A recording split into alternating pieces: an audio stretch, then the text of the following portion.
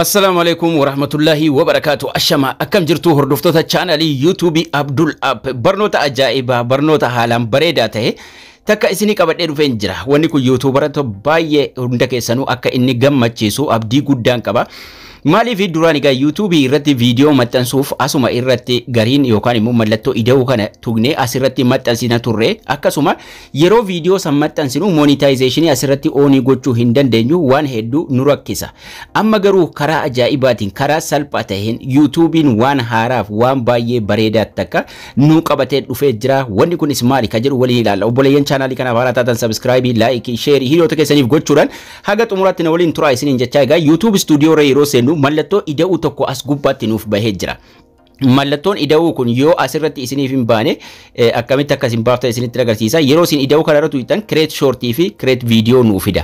Yoo mallattoon ida'uu sun gubbaa irratti isiniif hin dhufne wanni kamiyyuu yeroo wanni haaraan barsiifamu yoo isiniif hin baane Play Store irra seenuudhaan maqaa aappii sana Play Store irratti searchii gootanii haaromsitu. Update yoo qabaate open yoo ta'e sirriidha haaromee jira.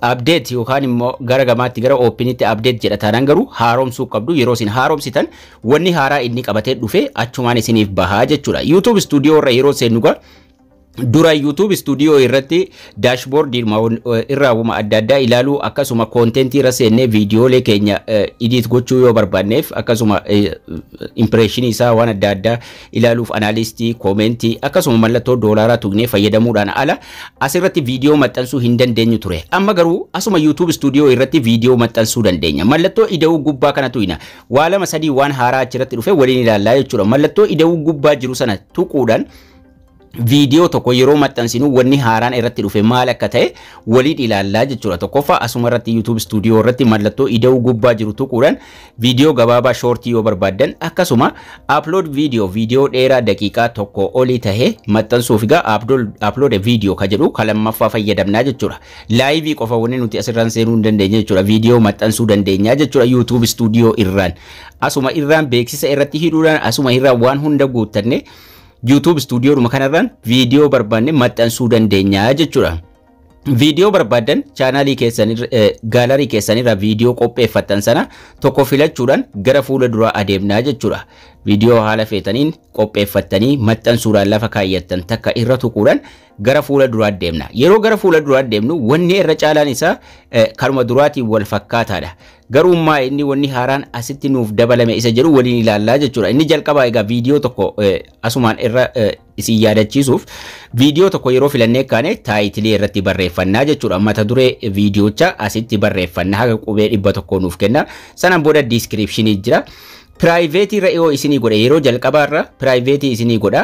Kanaafuu yeroo jalqabaa keessa yeroo ta'e irra tuquudhaan public irra kaa'uu qabdu. Public jechuun viidiyoochi yeroo maxxanfamee ka'e nama hunda bira nama mara bira akka inni gahutti jechuudha. Yoo feetanis yeroo monetization keessan confirm isinii godhamee ka'e public irra kaa'uu dandeessu. Boodarra unlisted irra kaa'uu dandeessu yookaan immoo private ka jedhu irra keessanis maxxansitanii boodarra public itti deebisuu dandeessu jechuudha. Waan akka rakkina hin qabu.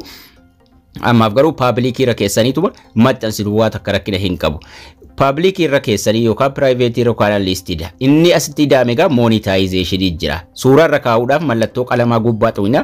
Suuraa durarra taa'ee mul'atu, suuraa durarra miidhagee mul'atu irra keenya mallattoo qalamaa achuma viidiyoo irra gubbaa irratti dhufa.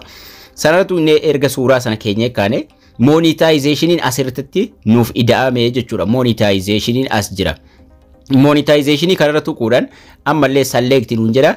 Bakka beeksisa irratti idaanaa jechuudha. Akka viidiyoon keenya maallaqa hisaabuuf warri sa'a guuttattanii monetization asuma irratti monetization ka jedhu irra tuquudhaan oonii irra geenya. Monetization oonii goonaa jechuudha. Yeroo isin oonii gootan asitti sanduuqni lama raayitii kan ittiin godhamne jira. Sanduuqa lamman kanatti raayitii itti godhanna select itti goonaa jechuudha. Sanaan booda duubatti deebina.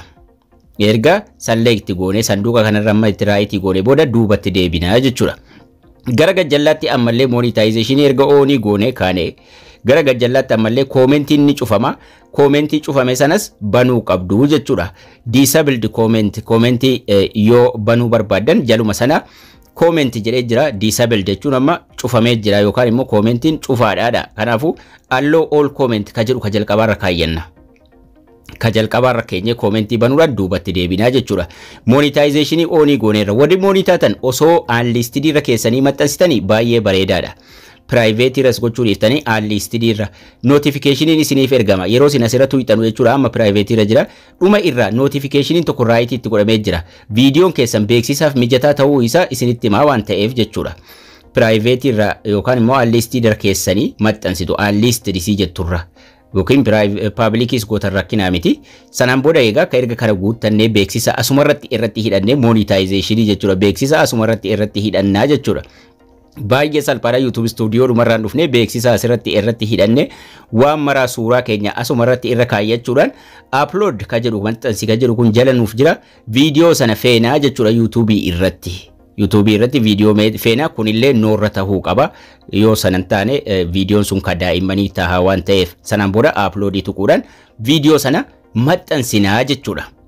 So baay'ee bareedaadha monetization asuma irratti oonii gochuu dandeenya akkasuma YouTube studio dhuma keessan viidiyoo sanas maxxansina ida'uudhuma kana tuqannee jechuudha akkasuma erga maxxansitanii kaatanii yoo unlisted irra keessanii maxxansitanii yeroo viidiyoon sun maxxanfamee dhumate beeksisa sana irratti public irra yoo kaa'uu barbaadan viidiyoo tokko irratti tuqxu mallattoo qalamaarra tuquudhaan gara gajjallaa sana public bakki beeksisaati kuni duubatti deebiirraa bakka public jedhurra keenyaa jechuudha keenyee save godha waa tokko rakkina hin qabu haala salphaa ta'e kanaan bakka ida'uu kanarra tuqachuudhumaan asuma YouTube studio bilbila keessanirra viidiyoo maxxansuu dandeessu jechuudha baay'ee salphaadha itti fayyadama isiniin jechaa egaan barnoonni keenya har'aas kana fakkaata playlistii jala yoo seentan immoo barnoota adda addaa bakka takkatti hidhamee jiru argachuu dandeessu chaanaalii kiyya jala barnoonni keenya har'aas kana fakkaata akkasiin irraa barattan abdii guddaan qaba haga barnoota kutaa itti aanu walitti deebinutti turtii gaarii